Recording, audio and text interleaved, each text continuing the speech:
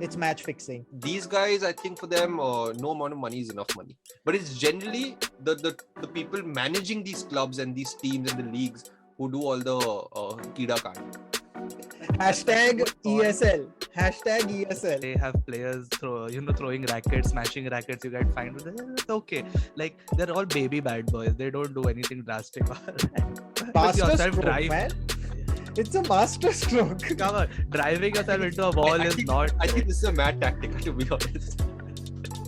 I think it's epic. He was basically dancing. It was quite a show, and you're like, what the hell is going on here? Like, it was WWE basically. It was like WWE, exactly. If your owners are match fixing and everyone is making money, then you also have the right to make money. If everyone around you is doing it, and at the end of the day going back home with loaded pockets, and no one gives a shit, the organizers don't give a shit, the owners don't give a shit, the fans viewing it also somewhere in the back of the head, no match fixing chal raha hai, but chalo, let's get entertained. Then listen, boss, you also have the right to make money.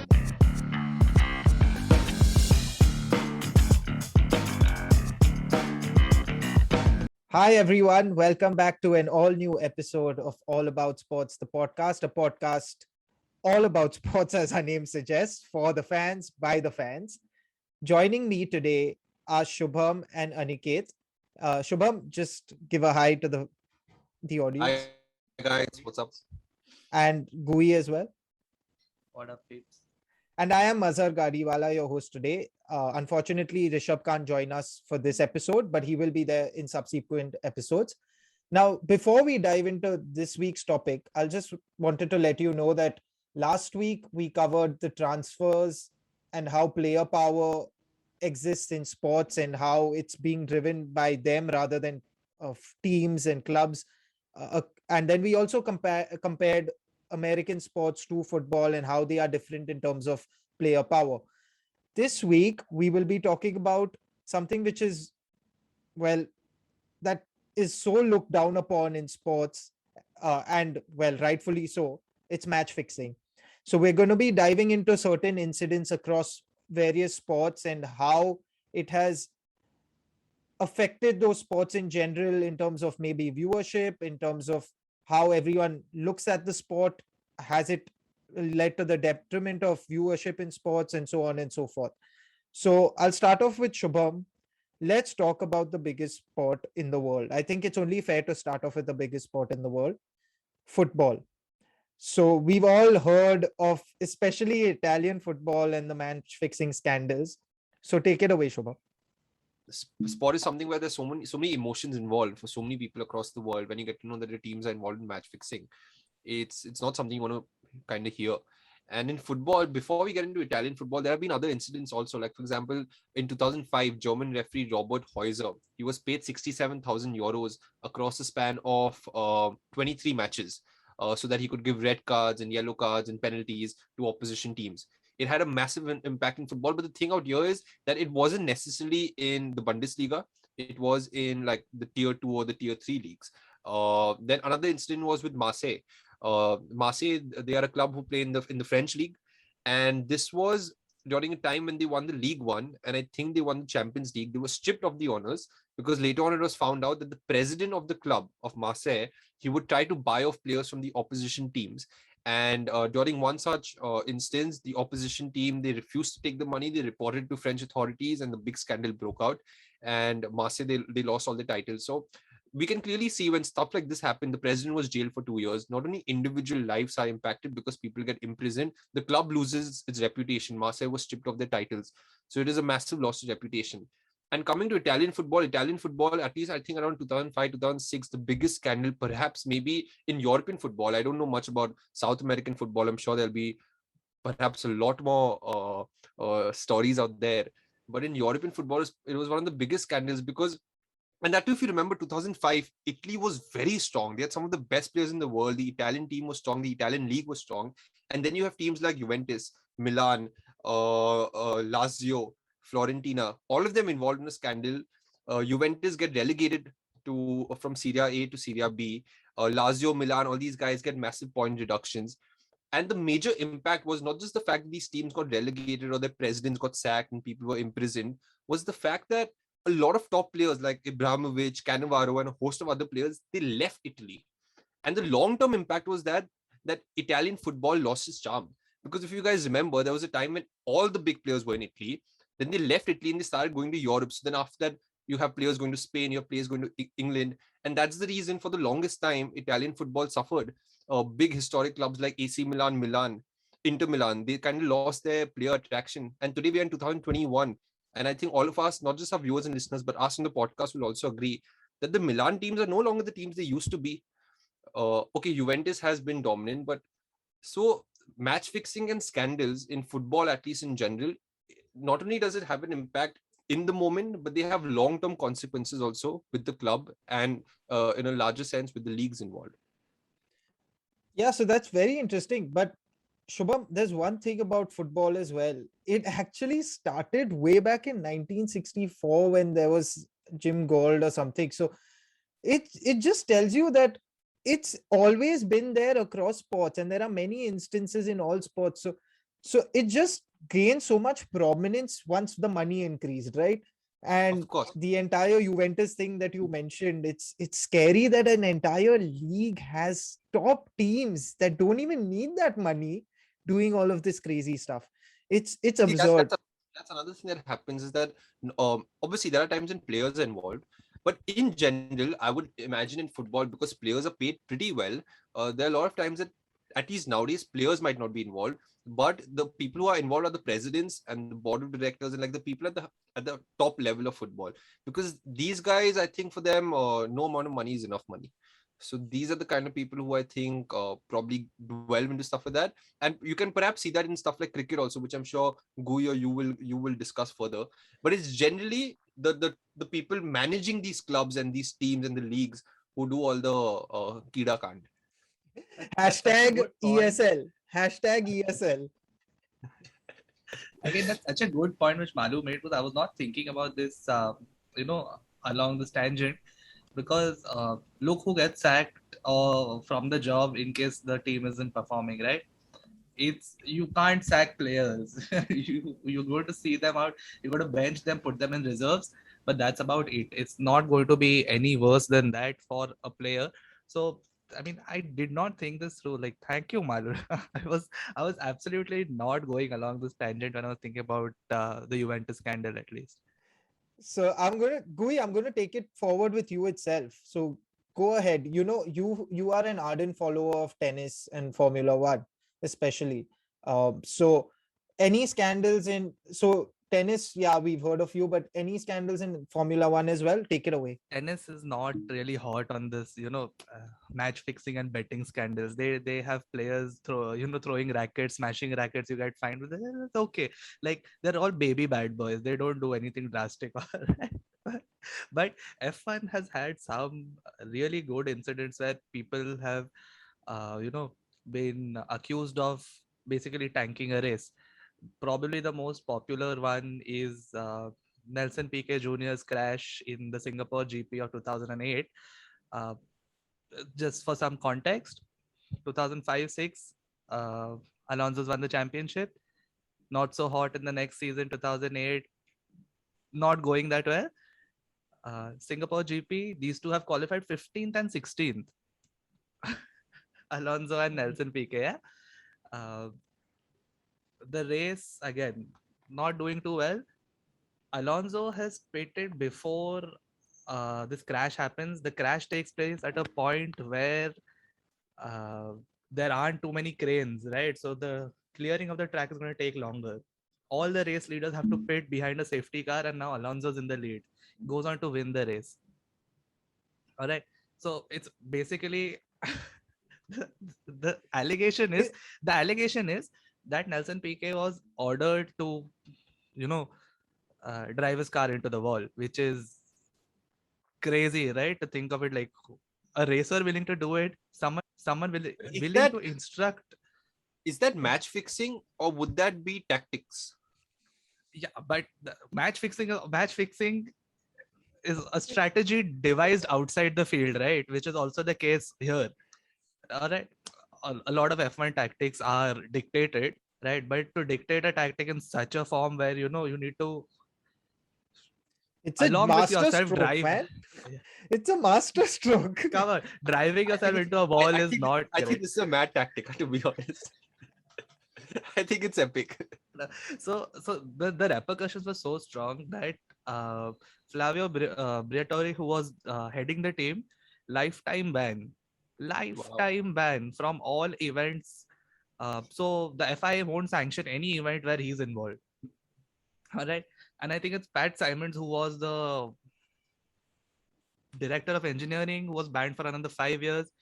And just Flavio Briatore was part of Benetton and then started heading Renault, so he's not a small name. But once again, a lot of people were kind of unhappy because basically the team walks away scot-free, right? You've picked one person. You are saying this is the head of the snake. You need to chop it off and all's good. But There's no way to I don't know. prove- What do you think? What do you think about the punishment? Like, do you think it's enough? I don't know what to make of it because there's no way to prove anything, right? Like, even if fine, they must have got the messages and all of that, and to obviously hand in this ban. But I just can't understand What drove Nelson Piquet Jr. to drive it into? Yeah, and that's so dangerous for the guy as well, right? That's Exactly, so risky for exactly. him. So I don't if there was I that's why I can't I fail to understand that this was orchestrated is what I feel. They took the bans. They took the ban. So like, okay, fair. One thing that Gui mentioned, what do we think of punishments? So actually this thought has been going in my head, and I thought I would like you guys also to give your viewpoint. See, when match fixing is involved, the person involved gets punished in terms of he can't play football or whichever respective sport for a period of 2 years, 5 years, lifetime, whatever. The team gets that ban. Maybe the league in overall sanctions some bans and stuff like that. That's fine. But do you guys think for match fixing, getting imprisoned is correct? That's a tough one. That's actually a tough one because I was thinking, for example, if I'm the owner of a club, okay, I own that club, I pay the wages to those players. If I tell those players to screw up a game, okay, fine. I've asked them to screw up a game. You can, the league and the association can tell me that, listen, you can't attend matches anymore. Your team is going to get relegated. My team gets all the fines, all that stuff. That's fine. But on what basis do I get imprisoned for 2 years? Like, that's just sort of an argument I am not quite able to understand. So I want you guys to tell me, what do you all think about it? so I think I will take this one. All right. If you were to embezzle funds in a regular scenario, right? Basically, dupe a bank, dupe a company, embezzle funds in some way, whether as an employer or an outsider, doesn't matter. You would face similar penalties, like such as imprisonment or something as harsh. It's the same thing, right? Like, I mean, I don't think you're asking your players to tank a game without any monetary profit. So it's the idea that you in the sense, whoever it is scheming the public or the general population into losing money. You're you earning money off of that is basically someone else losing money, and that is not on fair grounds, which is why I think the punishment is that harsh. I understand what you're saying, like initially when you said it, but as you know kind of explained more and more, it's about not 1 2 3 things would happen, and the moment you said that the money factor is being involved, it immediately struck a chord with me, in the sense that what would happen in case money is being swindled in any other scenario, in which case it would also be something as harsh. I think it's fine. this is a nice I think there's a nice like a perfect example actually. So Ted Lasso, the TV show. So in that, I don't want to be a spoiler for people. So those who are interested in Ted Lasso, please shut off this episode now. No, it's a joke. But basically, it's something where the owner who takes over is trying to get revenge on her husband. So she decides to sign an American football coach as the coach for the football team. And we're talking about actual football here. Thinking that it won't work out, and because he won't know the tactics, he doesn't understand the sport. So this is the best way to help the team tank intentionally. Like, So you're not really fixing it, but you're just putting in place pieces that will make them lose. Now, what do you do in such a scenario, right? Like, so you can't imprison the owner then. You can just be, because that owner will be like, oh, I made bad decisions. But it's their company at the end of the day. So that's why. But it's definitely, I understand the imprisonment because, like Gui said, there's too many stakeholders involved. And at the end of the day, I keep telling this to people, sports has no rationality. Fans have no rationality for their love. Like, we hate that we love our teams, right? It's like, no matter how badly they play, we are there again watching them next week. Like, look at how United played against Aston Villa. I'm still going to go and watch them play against Villarreal. So it's just how it is. So you can't, too many people's I'm not even talking from a monetary standpoint. I just feel like from a morality standpoint, you cannot play around with people like that, because it's just not fair. And it's the heights of corruption, if at all. Let's get back to discussing other sports as well. One sport that we haven't mentioned and actually has always seen a lot of corruption is boxing. We'll come to the big one later. We'll come to the biggest one later, but because that is going to involve all of us. But I just wanted to highlight a few things in boxing. So boxing, in fact, there was a case first heard of in 1890. So there was this one correspondent in San Francisco that accused boxer George Mulholland of taking a dive during the match against a certain Wiley Evans in California back then. So it's been existent in the sport since then. Obviously, the most recent incidents were as early as when Floyd Mayweather was fighting in December 2018 or sometime during that time. I think it was match. So these were the claims. Now I'll just get into the details of that. So it was actually New Year's Eve when they fought.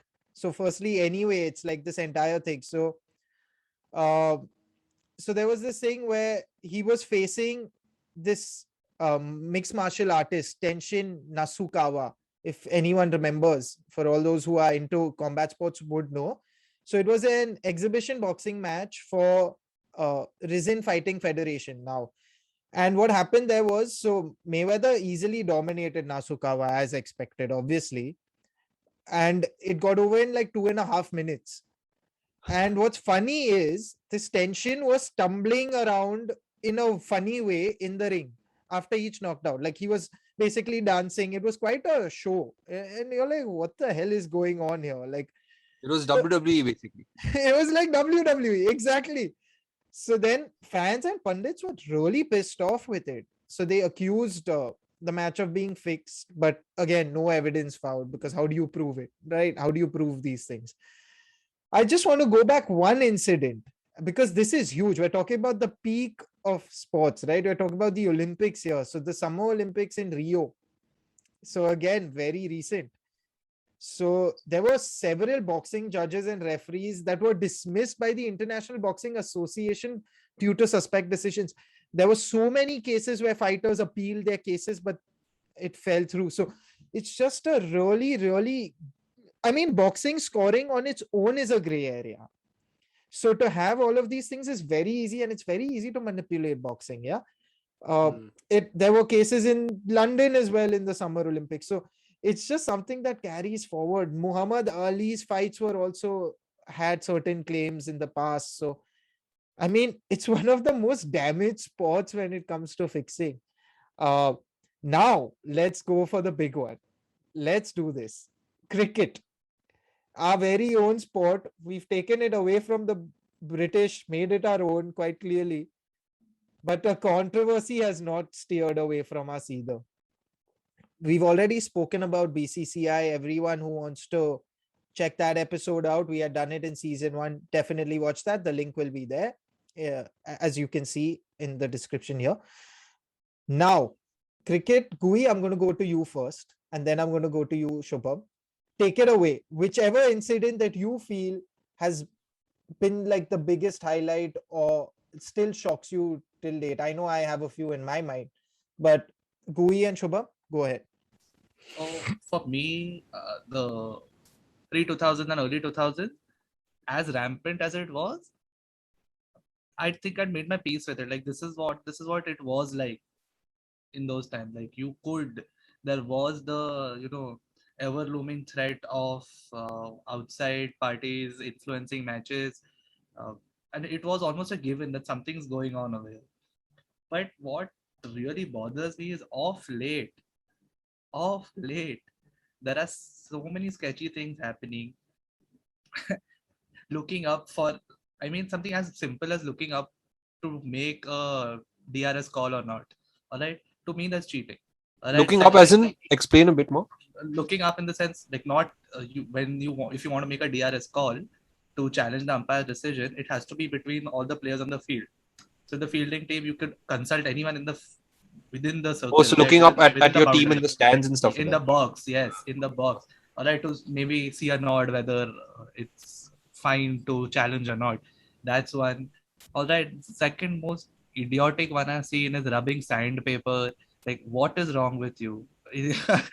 There's probably more cameras on that field than there are TV channels in a regular Tata Sky subscription pack. It's it's absurd that someone would think that it would go unnoticed, right? And this is the thing. Early 2000, couldn't care enough. Like it was almost entertaining. Now someone has cheated in a new form. Someone's done, instead of match fixing, the spot fixing. That is determining exactly which ball in which over is going to be a no ball. So it was almost new and creative at that point. And this one is just blatant cheating, which bothers me much more than what it was back then. Back then I just felt like there were so many more stressors as opposed to now, where there has been so much more of a conscious effort to keep the sport clean, and people are going out and cheating. So that's my biggest complaint about cricket right now. For me, talking about cricket, uh, I I used to actually like cricket as a sport. I used to even play it like when I was in school and stuff. And then I happened to do a lot of research about corruption and match fixing in cricket. And like Mazhar said, if you guys check out our BCCI episode, there's a lot that we talk about corruption, BCCI with the then president Srinivasan, conflict of interest with having stake in Chennai Super Kings, being the president, and all this racket that happens. And so yeah, I feel cricket is quite tainted. There are a lot of corruption instances, but I feel one instance I would like to mention is, or maybe not one, just in general, is things that used to happen with the Pakistan cricket team. Like Gui said, I think maybe in the early 2000s and stuff like that, during the Shoaib Akhtar, Wasim Akram era, I think one of their bowlers even got a lifetime ban. I can't remember his name. Maybe you guys would better know his name. I think he was done some match fixing against England or something, where he was bowling no balls and his foot was overstepping the mark by like Yeah, by like quite so a bit. that was Mohammad Amir, Amir. and then there was Salman Butt, and they all got banned together. Yeah, so that was a big scam that happened. And if you guys remember, listen, I'm not 100% sure about this, but I know for a fact that a Pakistani coach was found dead in the hotel room. And apparently, this is what I remember, might be wrong, that he was apparently murdered because he was going to call out this racket that was happening. And let's not forget one thing when it comes to match fixing in cricket. Cricket being highly dominated by Southeast Asian countries, talking generally Pakistan and India. Back in the 2000s, there was a lot of underworld also involved. So cricket match fixing was like gangster shit. It was like real crazy gangster shit happening. So yeah, I just feel when match fixing gets to a level where people's lives are in danger and shit like that. So I think that's a bit too much, man. That was Bob Woolmer, if I'm not wrong, and it was like sketch as hell. Like I think people are almost surprised on a very different level, like what is happening. I mean, yeah.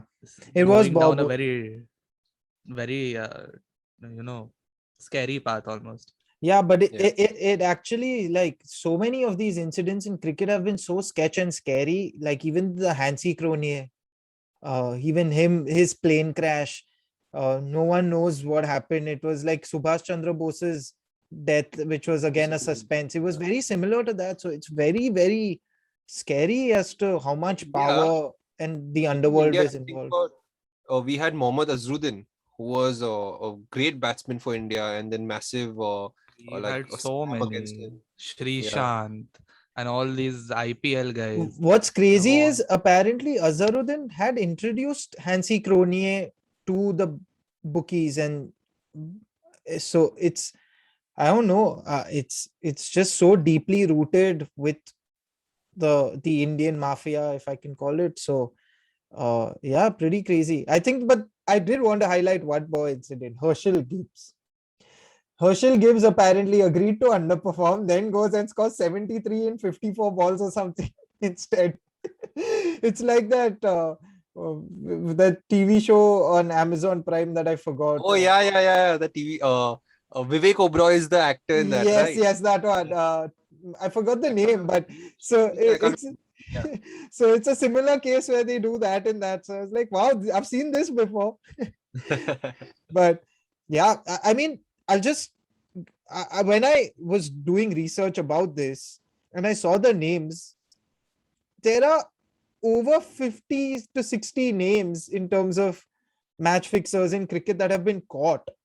Like, at which point did you not realize that you are going to get caught? Like, come on, man, have that much sense. And Gui, like you Like said, names like Marlon Samuels and all of the, like, people who were like hot commodities in the T20 circuit.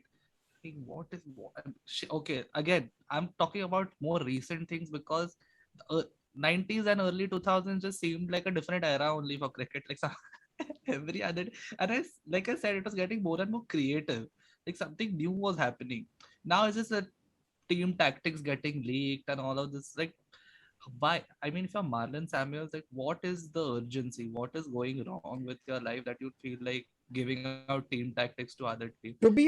but Gui, to be fair, I mean, I don't want to say Okay, this. I don't want it don't to say sound. the West Indies cricket board is garbage and all. Okay, like I know it is, but still, they were not paying their players. There was a deadlock between the players and all of this. Still, come on, you're playing at the highest level for for your nation. I mean, now West Indies is a group of islands, but okay, as the case may be, like you're playing at the highest level.